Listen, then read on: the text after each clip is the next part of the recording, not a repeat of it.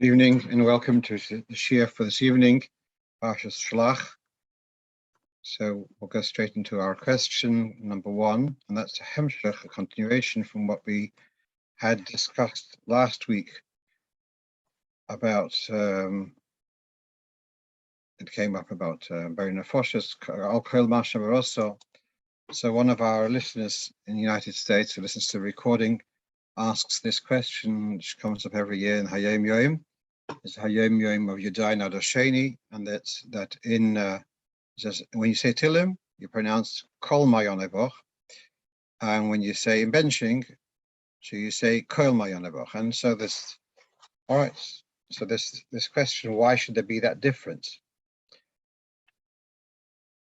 And truthfully, I never really had an answer. And I'm going to suggest to you what a little bit more about it.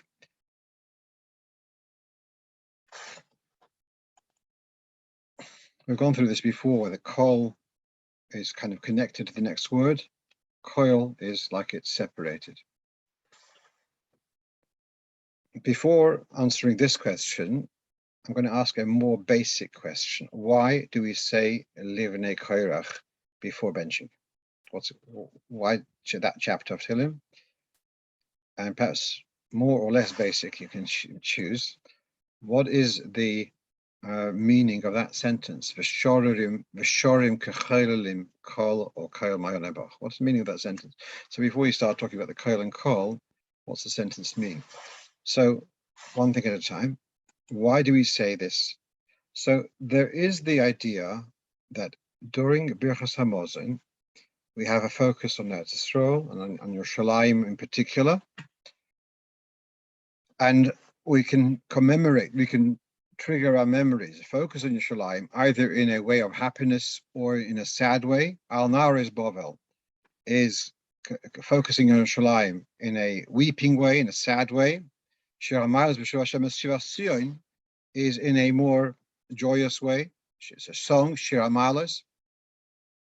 Livnei Koyach Mizmor Shir Sadas B'Har HaKadosh Hashem Sharet Sion. It's another mizmor which is talking about Yerushalayim. So it's a similar idea, like Shir HaMaylos B'Shuv Hashem Shiva Sion, focusing on Yerushalayim in a positive way, and that's connected to Birchas Hamazon, which, don't forget, I emphasized this before, the whole Birchas Hamazon has got to do with Eretz Yisrael. Don't forget, V'ochalto, v'savoto, v'irachto, as Hashem Elokecha, what? Al ha'oretz hatova. So Bentsching has got to do with Eretz Yisrael.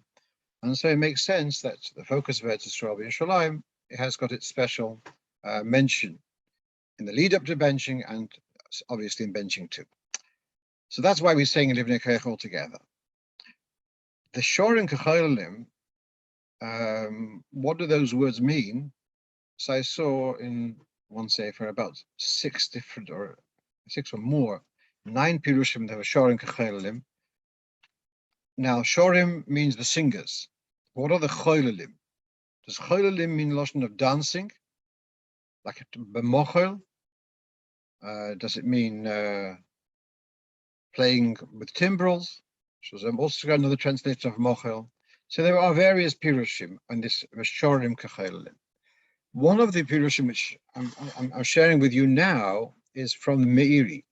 The Meiri lived about 700 years ago, and his pirush was only discovered in full perhaps in the last century. Although he is mentioned in the Shita Mekubetzes, etc. He is mentioned. They say he's known to have existed, but the manuscript of his pirush on the whole of Shas has been published within the last century. Right? I see he also has a pirush on Tehillim. So let's read his words. Oy nefarish shekol maayeini boch hu ma'amar ha'om. It's the who says kol maayeini boch? It's the people are saying this. The choylelim, the meaning of choylelim. Was mit dem shiur jetzt? Am Schaffen mit dem shiur jetzt.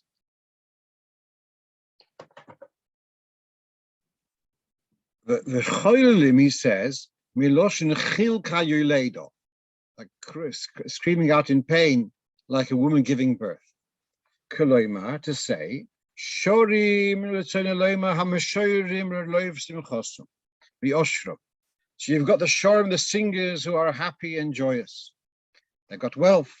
And then you've got those who are crying out in pain, the Rov Dagosum, the Onion, because of their anxieties and their worries and their poverty.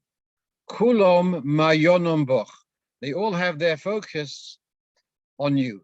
On the word Mayonom is also, does it mean like the word Me'ayim, which means my innards, or does it mean focus? Whichever way, but it certainly means that they've got the Shorim, that the way Meiri is learning, that there is their focus. The Shorim and the Cholulim, their focus is on you. So now, until the Meiri, the word kol in this passage means kol mayonai, the entire mayonai, my entire focus. Here the Meiri says, Shorim kecholim kulam. So the koil is referring to the Shorim and the Cholulim. Therefore, it makes more sense to read it koil rather than kol, because it's not all of mayonai, but it's Shorim kecholim koil, all of the Shorim. It's less literal pshat, but that's the way the Meiri is learning.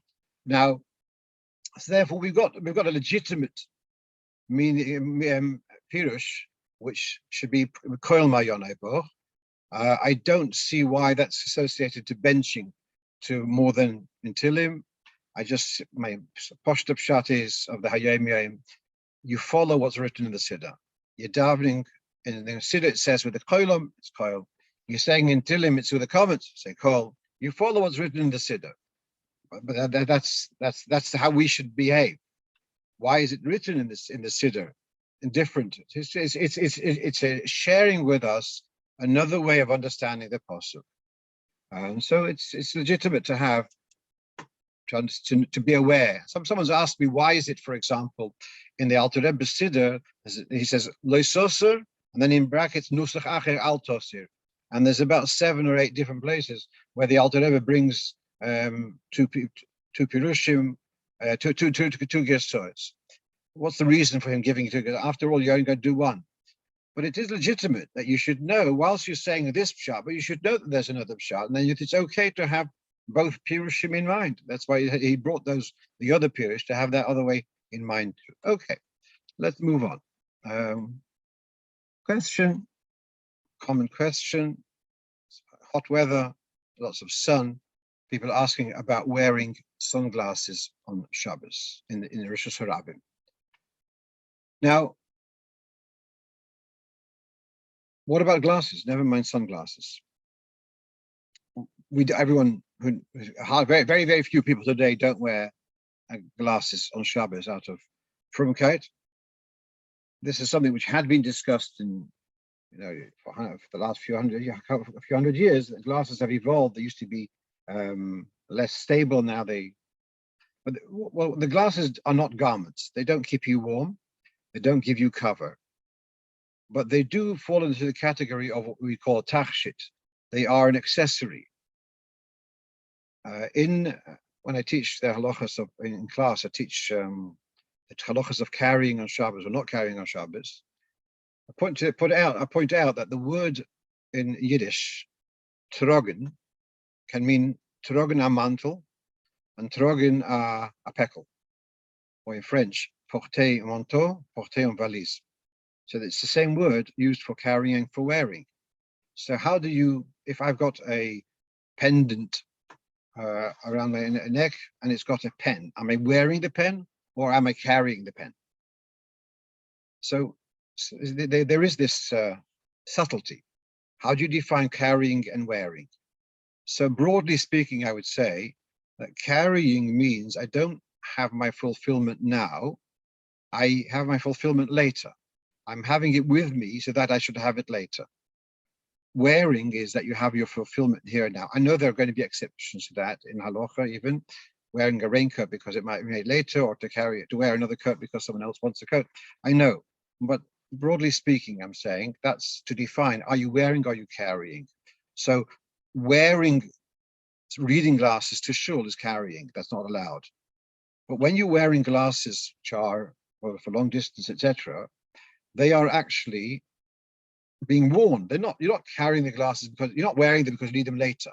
You have them on you because they are enhancing your management of your skills of, walking the street, etc. If that's the explanation why, so sunglasses would become, I'd call them a tachshit, which is legitimate to wear on Shabbos. So now let's come now to the sunglasses. The same logic would apply to sunglasses too, that they are enabling you to be comfortable as you're walking in the street, whether there's exposed to the strong sunlight. Having said that, the consensus of poskim, contemporary poskim, is not to wear sunglasses on Shabbos in Rosh Hashanah. I'm reading here from the Shmiras Shabbos Kilchosa. Mishkefei shemesh regilim, regular sunglasses. Shadam harkev b'kdei lahogin al einov. The person would put on his eyes to protect b'pegiyos karnei shemesh from harm from the sun rays. Ein lot says b'em Rosh Hashanah. One should not wear them in Rosh Hashanah, including, he says, those clip-on glasses, which would clip onto your regular glasses. So what I've seen, having done a little bit of looking around, is the poskim don't, they say not to wear sunglasses. Their main concern is that you may come to slip them off. Let's say change of weather, etc. So you may be tempted to slip them off, and as a result, you don't wear sunglasses on Shabbos. If you are particularly prone to the sun rays, well, then the likelihood is that you'll have a pair of glasses which have got light sensory change of color, and those may be worn on Shabbos, as what we call them, photogray, whatever. Those are may be worn on Shabbos, and the reason being that the coloration, the change of color, is something which is not permanent. It's going to become more intense in sunlight, and as you go inside, after a couple of seconds, it's going to start, fading away. Let's move on. Okay, so someone asked me this week, could I explain the parameters of kibud av vo'em, of a ger to their biological parents? Obviously, the ger has made a very significant choice, going away from the culture of his parents. And now, so what's the relationship now? So here we have Shulchan Aruch. It's in the end of Hilchos Kibud Av Vo'em Siman Reish Mem Aleph in Yoreh De'ah. Ger osu lekalel oviv hagoy. A ger may not curse his father. Well, hakoy say not to strike him. V'lo yivazeu, not to abuse him. Shelo yoimru. Why should a ger not do so? Because shelo yoimru bonu mikdusha chamura lekdusha akala. There will be the perception, when he was a goy, he had to respect his father. Now he became more religious, therefore he can be more abusive. That doesn't look right. So then there's another point which is brought in poskim. The Rambam doesn't. Rambam says kibud ksas, a little bit of respect, in some way. Reb Moshe Feinstein in Nigras Moshe says there should be some kind of, at least there's a term in Hebrew, kofri toiva, which means that you are neglecting, how do you say, that you're showing lack of appreciation, an ingrate.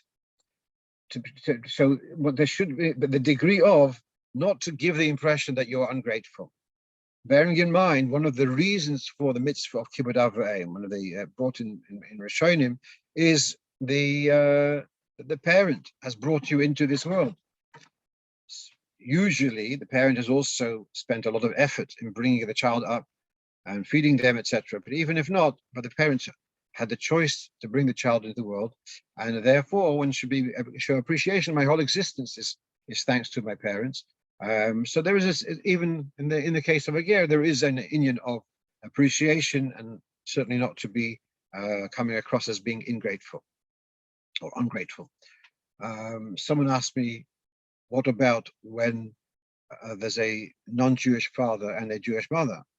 What's the story then? So this is not discussed in Shulchan Aruch, but I would imagine it's the similar logic. It shouldn't be being a shame Torah mitzvahs shouldn't be an excuse for disrespect. Let's move on.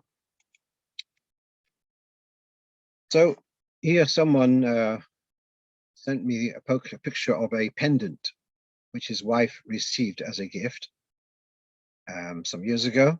It's probably made of silver, perhaps of gold, and it's Shin Daled Yud, which is obviously one of the 7 names of Hashem, She'enim Nimchokim. So in case you think pendants of names of Hashem is something new, so here I have a text from to Sefer Mishnah Avraham, and he writes the following: those silver plates which are put on, which children should wear around their necks, upon which are etched holy names of Hashem, or psukim, even if they're done through engraving, and even if they were done by a goy, they need to be put in gniza, in shemus. Source Rambam, and then Maharaj Damar, Shmuel of Modena, and Devar Shmuel. That's Shmuel Abuhav, who lived in Amsterdam, I believe, about 400 and something years ago. And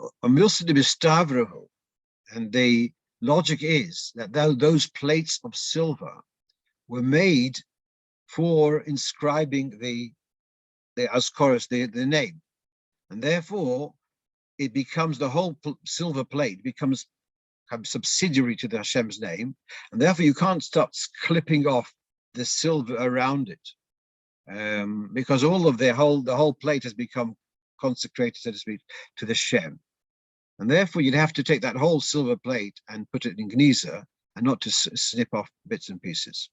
Okay, so the concept of having something holy, and I guess parents want to give their child protection, and therefore making such a pendant.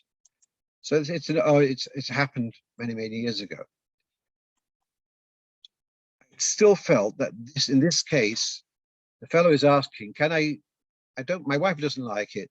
Can we give it into a jeweler to have it, and they'll use it. They'll probably melt it down. So 2 things. Number 1, the Shem is not written in a normal sequence. It's not written in the order of Shin Daled Yud. And therefore, I don't see that you should have you should have a Kedushas Hashem. Incidentally, when a sofer writes Hashem's name, he has to write it in the correct sequence.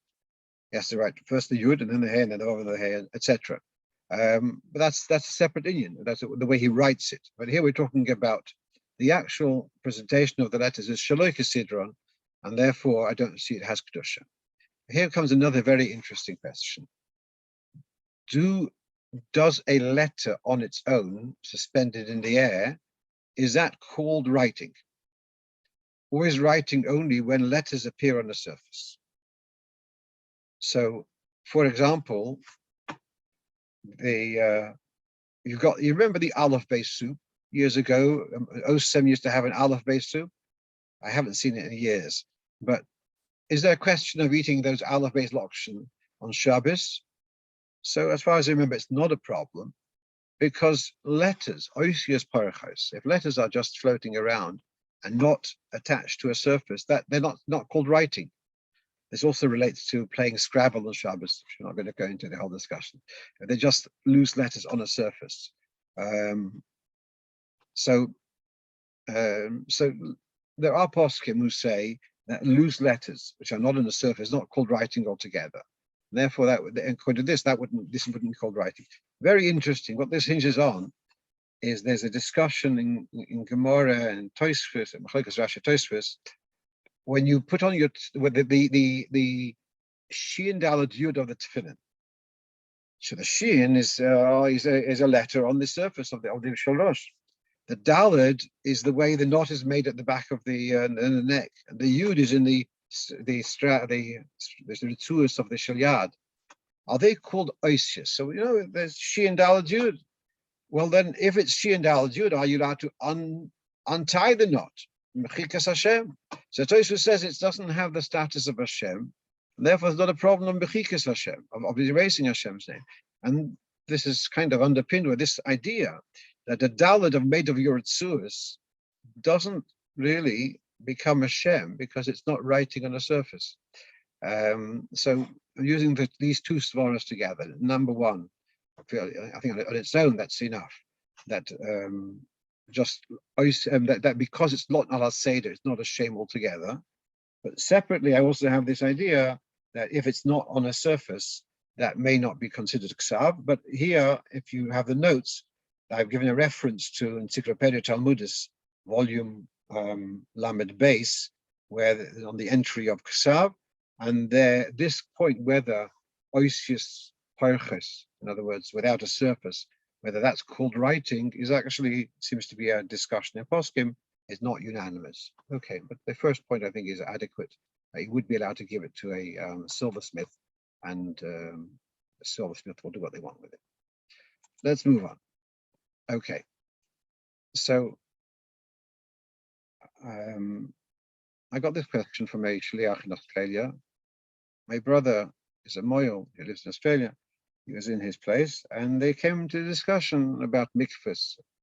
And my brother told him, and the Shliach wants to check with me, that I take the view of, and there's no rush to change the rainwater periodically, and to use the English expression, if it ain't broken, don't fix it. And my concern is that when you want to see, when you have a mikvah, the main element of the mikvah is obviously the rainwater. So you have, I'm given here, shown here on the picture, the structure of a Chabad, of the Rebbe Rashab style of a boir agabe boir.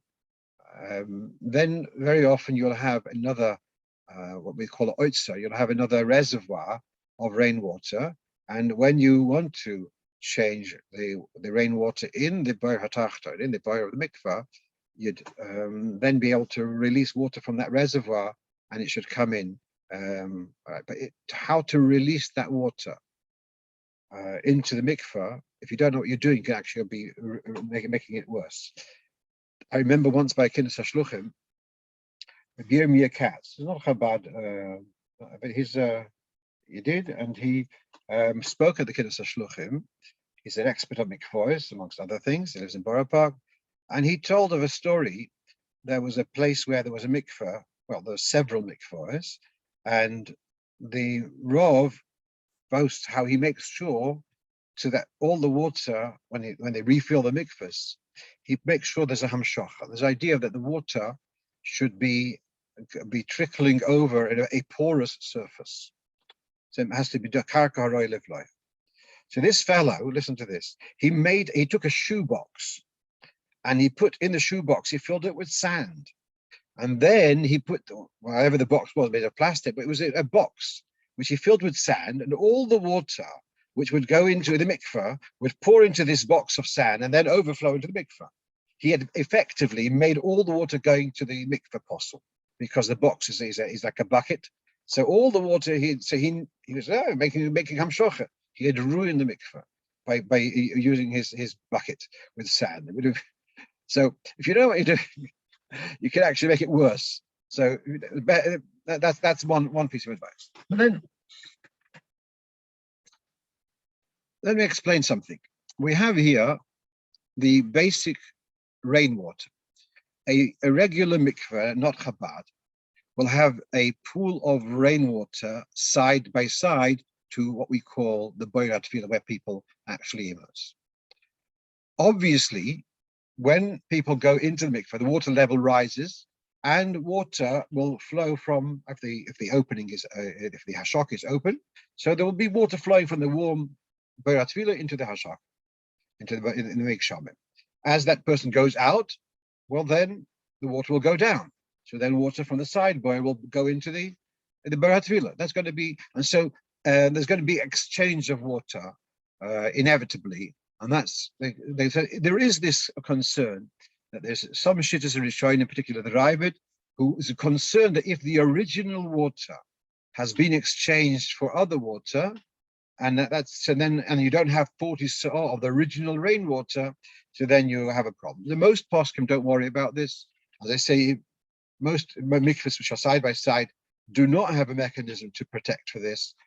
The Chabad style of having beir al gabe beir does have a natural protection because the water at the bottom will stay at the bottom, and on the top, and usually also the fact that the water in the upper level is warm water, the water at the bottom level is cold water, so that also encourages that there should not be an interchange of the water beneath to the water above.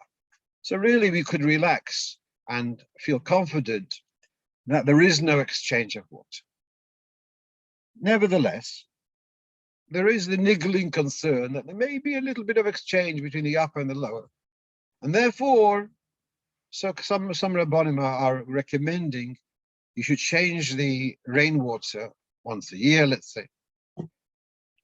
I'll tell you, besides my if it ain't broken, don't fix it concern, I have a fundamental question here. What statistics are you building on? Why are you telling me to exchange that water once a year? Why not once a month? You don't know. You're saying, well, there is a little bit of exchange. You don't know statistic. I'm going to give you two examples of dealing with statistics. One example is, we know that for a street to become a Rishus Rabbim D'Oraisa, so there's the opinion of Rashi and many Rishonim, that if it has 600,000 daily users, that's a Rishus Rabbim D'Oraisa. I'm not telling you anything new at the moment.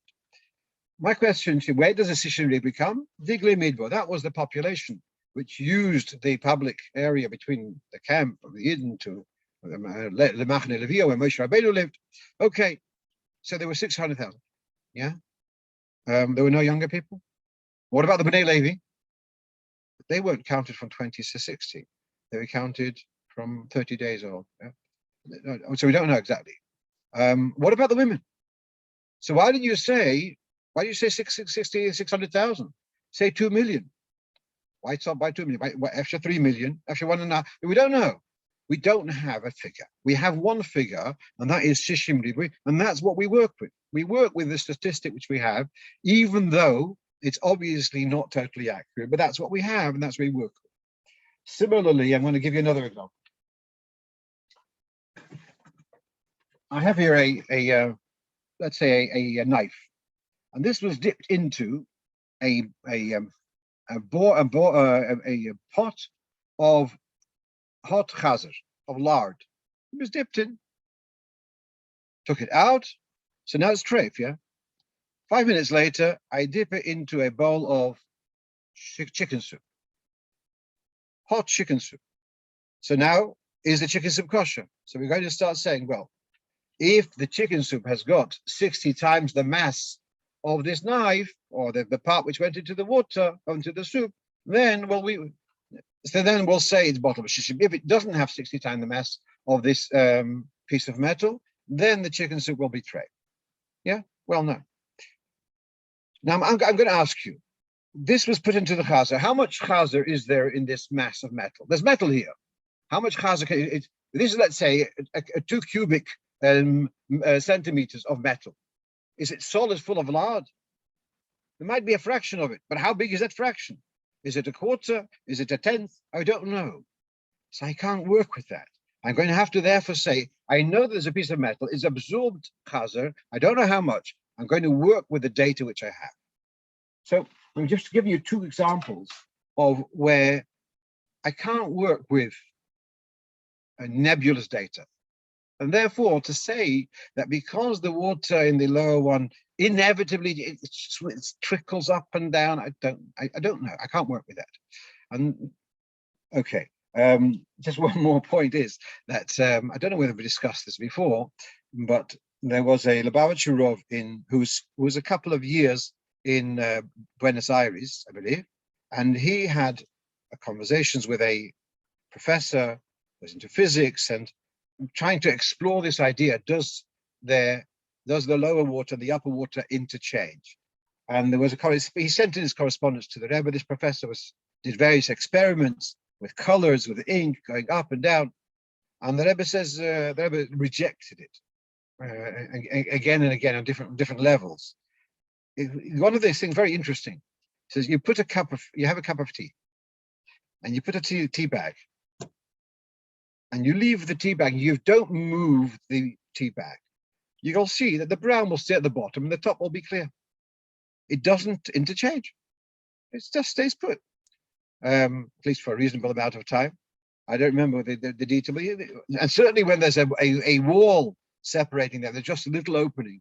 So the interchange is really not such a. Now I want to add one more point.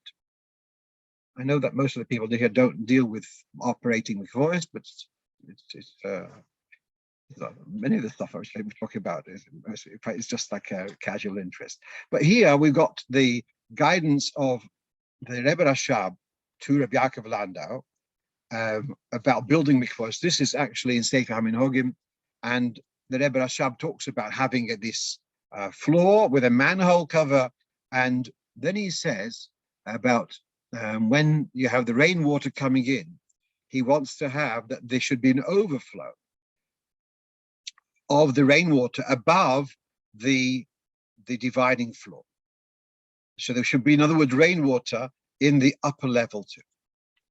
Now, just to keep it simple as much as I can, there's a din of how do you make postular water? How do you make it kosher? Perhaps we've touched it before. One is through hashaka, the two bodies of water touch, kiss. That makes it kosher.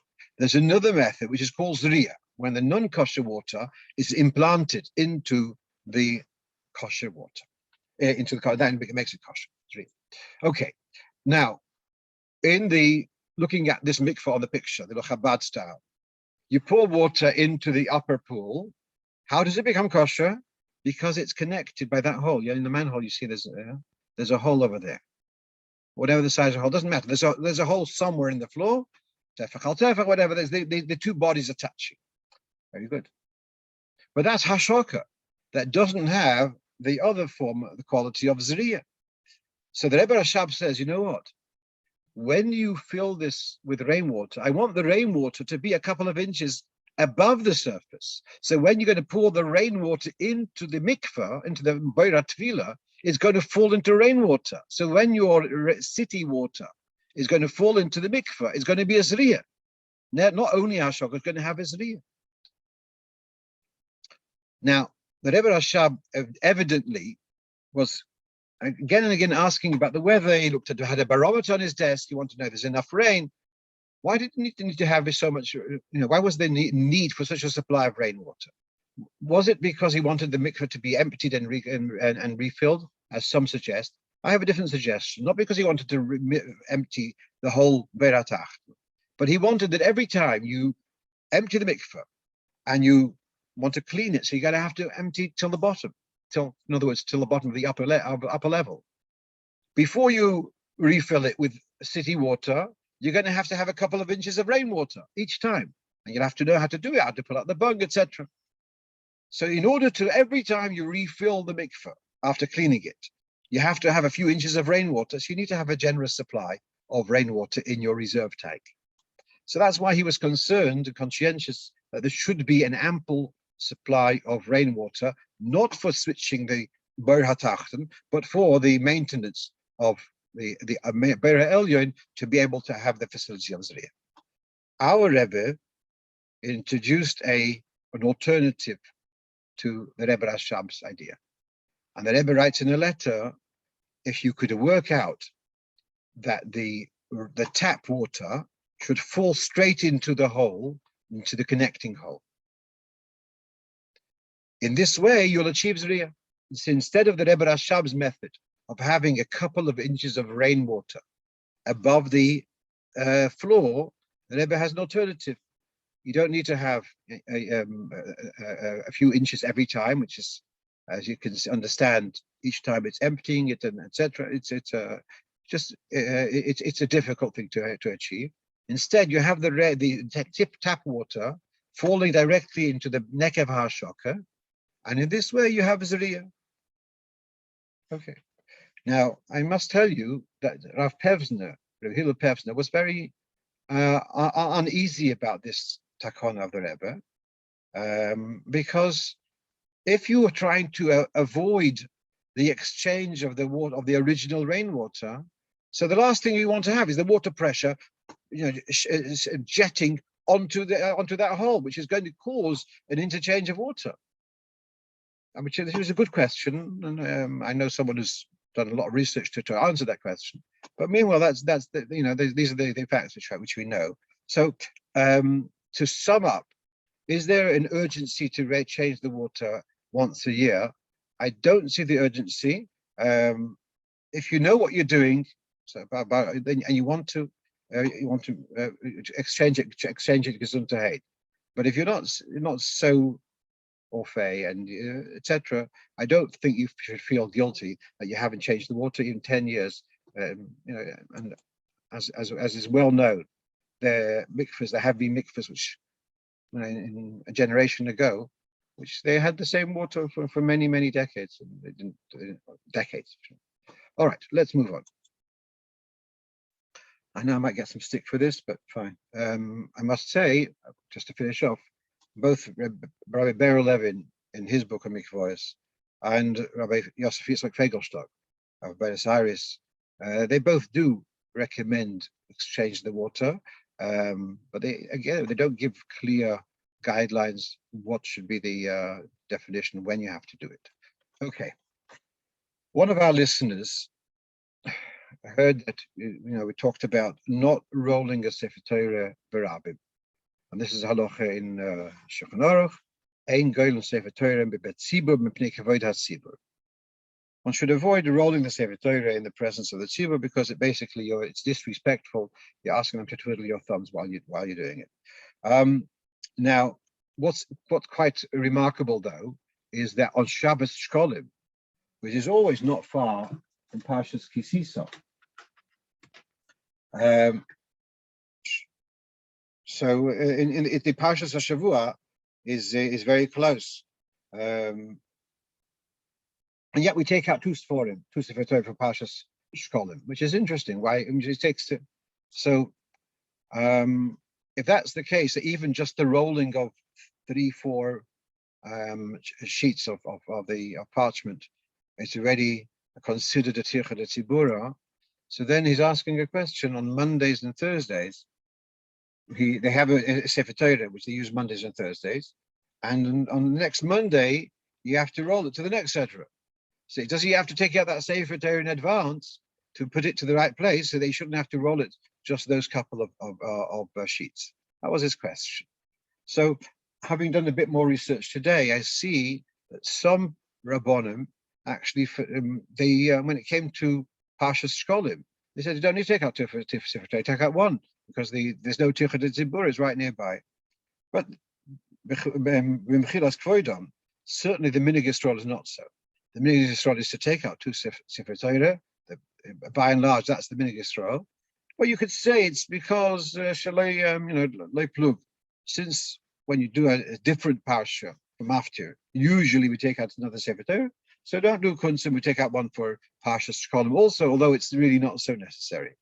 But having said that, coming to the Monday and the Thursday and having to worry about rolling it, a couple of sheets, it's mamish a few seconds. I don't think it's necessary to worry about it. Well, he did say, perhaps on Thursday he should roll it for next Monday. Well, that's the same. That you haven't gained anything. There's no difference whether the tzibur have to wait to the beginning of the Kriyas Torah or the end of Kriyas Torah. But really, I don't think it's significant. The rolling of from one Sedra to the next is not significant. It's only on Parshas Shekalim because of Lei Plug. We generally have the minute to switch to have two Sefer Torah.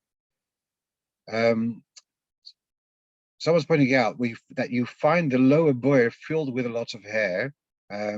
Yes, definitely that you should be maintaining the lower bow. It's important that the lower bow should be maintained, and that means from time to time you lift the manhole and you check what's going on there. You can find hair. You can sometimes find dirt also, which finds its way there. You can use a vacuum cleaner to clean it out. Another thing is important. Don't ask me details, but there's something called Legionnaire's disease, which affects water which is staying in one place.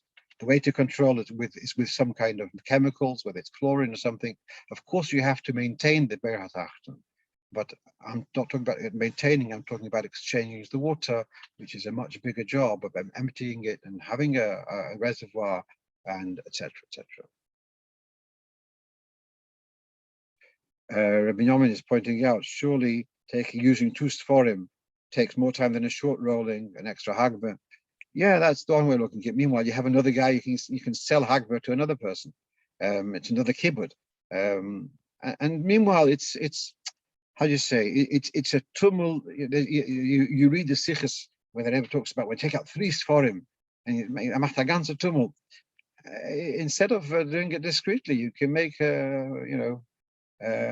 basically we're doing another parsha. It deserves to have a bit of tumult about it, a bit of noise. Okay, let's move on. Okay, so the next thing we have is about selling stuff on your website. If you have a website which is selling stuff, must you close your website for Shabbos? So before websites were invented, there were vending machines, and the question was, well, if I had a vending machine in a train station and it sells cigarettes, chocolate, whatever it may be, candies, am I allowed to have my vending machine on Shabbos? This is addressed in the Sefer Shuvas Maharshag. He was a Rav in Szombathely in Hungary pre-war, and he says that's okay. The reason is that you're selling a product. Whether the people buy the product before Shabbos or on Shabbos or after Shabbos doesn't matter to you. Therefore, he doesn't see that as trading on Shabbos. It's available. So I tell you, that's his. Now let's come to the website. The websites are even less than a vending machine. If you let's say you're selling furniture. So what's the pshat? Your website is like a post box. You have a post box where people can drop in an order, and you'll fulfill the order after Shabbos. So the website is also like a post box where people can put in an order. That should be okay. It says that there are machmirim, yeah, it's recommended to be machmir, to close down completely on Shabbos. But in essence, if it's just a post box where orders are arriving, that would be okay. There's a different type of website which sells information, sells music, whatever it may be, but it's charging for the browsing. It's making money on the browsing now. That's a different story. That's a bit worse, because you are now charging money for Shabbos time. And that's besides the union of Meker Chomemker, of sales on Shabbos, you have here an union of Schar Shabbos. Let's say you wouldn't be allowed to charge rent for Shabbos alone. How do you have a hotel open on Shabbos? So it's included in the package, also the sheets and the food, etc. But if you had an item, just the item itself, whether it's a property or a portable thing, doesn't matter.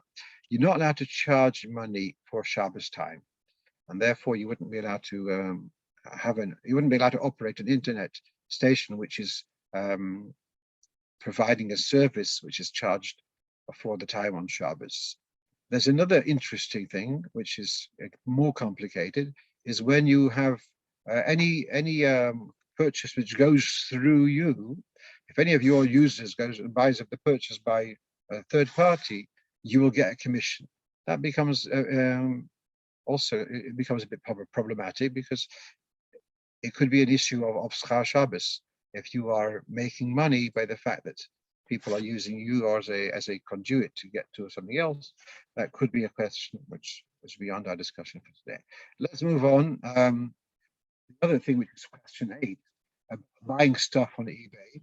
So to buy something where the sale is going to happen on Shabbos, so Reb Kiva Eger and others are of the view that you wouldn't be allowed to have a sale happening on Shabbos, even though you're doing nothing. This is in the comes into the discussion about when Erev Pesach is on Shabbos, can you do a mechiras chometz on Friday that it should actually kick in on Shabbos? So Kiva Eger holds that's not allowed because you're not allowed to have a purchase happening on Shabbos, even though you're doing nothing. In the Marshag, he quotes the Kiva Eger, talks about a property which is up for auction, and people put in their bids, and the executive management of that property will have their meeting on Shabbos, and whichever bid is successful will have bought it. So he says that you have a problem because effectively, if you win the bid, you've bought on Shabbos. So putting in a bid on eBay and it's going to complete on Shabbos, so then that would be a problem. Now, I don't remember if I've ever used eBay. There's the other way around, selling stuff on eBay. So again, you don't designate the final day of Shabbos, but there's apparently another option of the buyer buying it now and shortcutting, not having to go through the auction. That does raise an interesting question because then they could be buying from you on Shabbos, but then perhaps there's no difference to the vending machine, which if they choose to buy on Shabbos, but you haven't, you put it up for sale, they can do it earlier or later. So possibly that's not a problem. Okay. Difficult stuff. Okay. So now, because this past week in the Rambam of 3 days, 3 prakim a day, we're learning about brachas on food. So someone sent me a question. There's the idea when you've got a mixture of foods. So if you have a preference, which is the main one, which is the subsidiary one, then you make the bracha on the main one. So if you have an egg and avocado salad, so you're going to have to consult with your nefesh habamis, which is the main thing, the avocado or the egg, and therefore you'll make a decision whether it's basically an egg salad with a bit of avocado to flavor it, and therefore it's shahakol, or it's an avocado salad, but you've got a bit of egg to flavor it, and therefore it's bracha that salad is ha'etz. So that's all right. And then if your nefesh habamis doesn't give you enough information, so then you go according to the majority. The Rov will decide what the majority in component, and that will decide what bracha it is. Exception to both of these is that when they're in the mixture, there is mezainis. And mezainis mostly, unless it's there just for holding stuff together, like in gefilte fish, etc. But if it's mezainis is there for taste, and then for taste, for texture, whatever, for taste, let's keep it for taste, yeah? So then, even though it's a minority component, the bracha is mezainis. So now, he this fellow writes to me that he remembers that in around Tofshin Mem Zayin, no, sorry, Tofshin Nun Zayin possibly, there was a tragic case in Crown Heights that an elderly bocher by the name of Shlomo was murdered. I think it was a Shabbos even. And in his memory, they established Sudas Shlomo in 770. And Sudas Shlomo makes a big cholent every in honor of every Shabbos. And there are many people in 770 who don't necessarily have a home to go to. So he's his Tofshin Memvav, I'm told. So, okay. And Shlomo Fishman, his name was. Shem Yom Kem Domo, thank you. And so they made this cholent. And Rabbi Marlow was the Rov at the time. And incidentally, someone pointed out to me that Rav Marlow's yortzeit with this was just this past week on Chof Sivan. So Rav Marlow has ruled that the cholent is mezainis. Now, interesting how things evolve. So someone sent to me a message that there was something more to it, because when you make kiddush, you have to have kiddush b'mokum suda. Kiddush b'mokum suda would normally mean that you have some cake or some crackers or something. It has to be, or you're going to have a revius of yain. But Rav Marlow was interested that the cholent itself should be mezainis. Therefore, that's mokum suda. So at any rate, Rav Marlow had said that cholent was mezainis. Why was so? This is our question. Why is the cholent mezainis? So the question who sent it to me was possibly was because of the kishka. Now, kishka, for those who are not sure what it is, it's like a long sausage kind of body, which is a tube or sleeve, perhaps, stuffed with some kind of mixture with flour and something else. Don't ask me any other ingredients. The only thing I do in the kitchen is eat and bench. Fine. So that's what the kishka is made of. It's a mazonos thing. It's put into the cholent in its sausage form. But I didn't feel that that's considered mixed in to be able to dominate and to define the bracha for the cholent. The cholent is made of beans and potatoes, and you've got a sausage sitting in it, which is clearly separable. And now on the bottom of your screen, you have here from the dinim of boiler.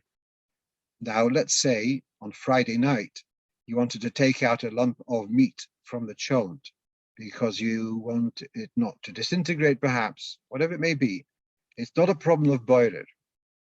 So if you had, let's say, the opposite, if it was, let's say, a goulash, and you start picking out another piece of meat, and put it into another container, if you do that Friday night, not because you want to eat it now, but because you want to keep it for later, that's a sort of boiler. Because even taking food from food, oichel me'oichel, if it's for la'achas man, if it's for delayed use, it comes into this sort of boiler. But if it's a large chunk of meat, which is not mixed in, it's clearly standing apart, then to take out that large chunk of meat from the cholent to put it aside is not a problem of boiler. So the boiler means the opposite of tarovos. It was in a mixed up state, and now you're separating it. So therefore, on that basis, I'm looking at this kishka sitting in the cholent. I'm using my imagination. I haven't looked into the pot directly. I'm sorry, but this was not the Metzias. The Metzias was done like a kishke. This is a kishke b'shem mushal. This was poshet a kugel or what? This was it was mixed. This was mixed to the whole cholent. So now, it's for shapement yet. Okay, thank you, Reb Taryag. So it's saying that the kishka was well mixed into the cholent. If that's the case, then it makes sense why it was why it made the whole cholent mazonos. I had thought of a different explanation, that the cholent would have barley grains, and barley grains, although a whole barley grain is very priadomo, but once it becomes mushed and sticky, etc., so contemporary sforim say that makes it mazonos. So I was thinking that perhaps if it instead of the kugel, the kishka being the factor to make it mazonos, it was the barley. But all right, thank you for clarifying that. So if it was well mixed in, then obviously it does makes the whole thing mazonos. Even though probably you could pick up a chunk of this kishka separately, but since it's well mixed in, it'd probably be similar to what I said about the goulash meat being well mixed in, and therefore is called a tarovos and makes the whole thing back to the kishka would make the whole thing mazonos. Right. One last thing, and that is we had this discussion about Baruch Hashem answering Amen after Baruch Hashem Li'olam. So one of our listeners, since the recording, so he's in this position, he often davens in the non-Chabad shul, and till now he has been saying Baruch Hashem, has been answering Amen. Does he have to do Hatoras Nedarim if he wants to stop? So here I told him that you don't need to. You have in Shulchan Aruch and the dinim of Nedarim about a minik toiv. So if you had done so, and that's a minik isur, you've been avoiding something consciously. If you didn't really, you had possibly made a mistake, you thought it's osur, and now you found out that it isn't osur, it's just that people don't do it. But yeah, so then you are allowed to stop without Hatoras Nedarim. Second opinion says you should do Hatoras Nedarim. Ramor paskins v'haminik svara rishayna. So basically, the point here is that if you have been doing something which you're worried about a neder, but if you're doing it under the illusion that is the halacha, and now you realize that the halacha is not so, so then you don't need to have Hatoras Nedarim to change your practice. Two other things came in about this. So someone sends me from Florida that Rabbi Citron, who's in LA, once asked Zalman Shimon about the Omen of Baruch Hashem L'Yolam, and Zalman Shimon had advised him that he should take the bracha of Hashkivenu and say it slowly until he hasn't finished Hashkivenu when they finish Baruch Hashem L'Yolam. This way he doesn't have to worry about answering Amen. I guess for Rabbi Citron that is a good solution. Many of us don't daven as slow as that, and so that won't necessarily solve our problem. The other reference I was given is to the memoirs of the late Mottel Schusterman, and he had his print shop somewhere in the Brownsville or whatever it was, and when his father passed away, he would daven at the Omid in a local shul, which is an Ashkenaz shul. So in the winter, I guess. So he go there, and he was discussed with the Rebbe, and the Rebbe said, if you're davening in that shul, you should follow their nusach. But Baruch Hashem L'Olam in Ma'ariv is a problem, and you should ask a Rov what to do about Baruch Hashem L'Olam. So Rabbi Schusterman says to the Rebbe, Ich bin da. I mean, I'm here. I mean, why should I go to a Rov? I'm right here. You can answer me. So the Rebbe says, ask a Rov. So it looks like the Rebbe didn't want to give him a psak, what to do. And he worked out that one of the mispalalim would, one of the other mispalalim would finish off Baruch Hashem L'Olam aloud, and then he would say the Kaddish. And I was told that one of the Rabbonim in Edgware also advised Lubavitcher guys davening in his shul that they should do something similar. And his background to that was that just like Chabad don't say Baruch Hashem L'Olam, the Vilna Gaon also is of the opinion not to say Baruch Hashem L'Olam, and that would be the same advice that you'd, if you're a chazan in a non-Chabad shul. So we actually were skipping from one thing to the other. One is about answering Amen. The other one, if you as a chazan should say Baruch Hashem L'Olam, so you should try not to, because of it. Alter Rebbe holds it's chashash hefsek, etc.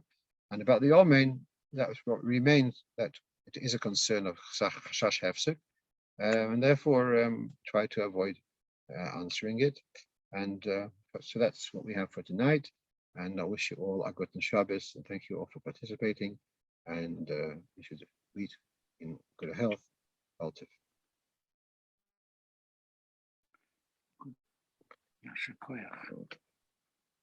Shabbos.